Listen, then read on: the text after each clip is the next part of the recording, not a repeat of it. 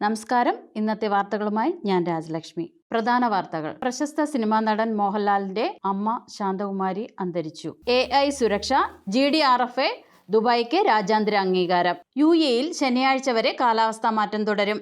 ശക്തമായ കാറ്റിനും കടൽക്ഷോഭത്തിനും സാധ്യത. പുതുവത്സരം. ദുബായിലെ പാർക്കുകളുടെ സമയം നീട്ടി. ദുബായ് ഫ്രെയിമിൽ ഡ്രോൺ ഷോ. മകരവിളക്ക് സീസൺ തുടങ്ങുന്നു. ശബരിമലയിൽ തീർത്ഥാടകരുടെ ഒഴുക്ക്.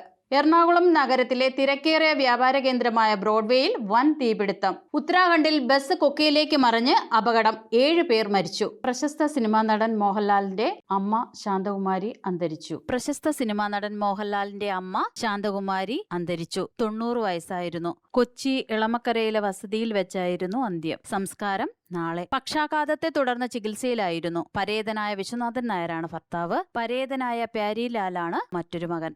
AI സുരക്ഷ. GDRFA ദുബായിക്ക് രാജ്യാന്തര അംഗീകാരം. AI സാങ്കേതിക വിദ്യയുടെ സുരക്ഷിതവും ഉത്തരവാദിത്തപരവുമായ ഉപയോഗം ഉറപ്പാക്കുന്നതിൽ രാജ്യാന്തര നേട്ടം കൈവരിച്ച് GDRFA ദുബായ്. UAEയിൽ ശനിയാഴ്ച വരെ കാലാവസ്ഥാ മാറ്റം തുടരും.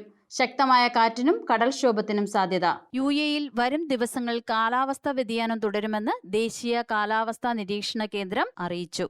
പുതുവത്സരം. ദുബായിലെ പാർക്കുകളുടെ സമയം നീട്ടി. ദുബായ് ഫ്രെയിമിൽ ഡ്രോൺ ഷോ. പുതുവത്സരാഘോഷങ്ങൾക്കായി ഒരുങ്ങുന്ന താമസക്കാർക്കും സഞ്ചാരികൾക്കുമായി ദുബായിലെ പൊതു പാർക്കുകളുടെയും വിനോദസഞ്ചാര കേന്ദ്രങ്ങളുടെയും പ്രവർത്തന സമയം ദീർഘിപ്പിച്ചു. എറണാകുളം നഗരത്തിലെ തിരക്കേറിയ വ്യാപാര കേന്ദ്രമായ ബ്രോഡ്വേയിൽ വൻ തീപിടുത്തം. കടകളിലാണ് തീപിടുത്തമുണ്ടായത്. തീയണയ്ക്കാൻ ശ്രമം തുടരുന്നു. 12 കടകൾ കത്തിനശിച്ചു. ഉത്തരാഖണ്ഡിൽ ബസ് കൊക്കയിലേക്ക് മറിഞ്ഞ് അപകടം. 7 പേർ മരിച്ചു. ഉത്തരാഖണ്ഡിലെ അൽമോറ ജില്ലയിലുണ്ടായ ബസ് അപകടത്തിൽ 7 പേർ മരിച്ചു. 11 പേർക്ക് പരിക്കേറ്റു. ചൊവ്വാഴ്ച രാവിലെയാണ് അപകടമുണ്ടായത്.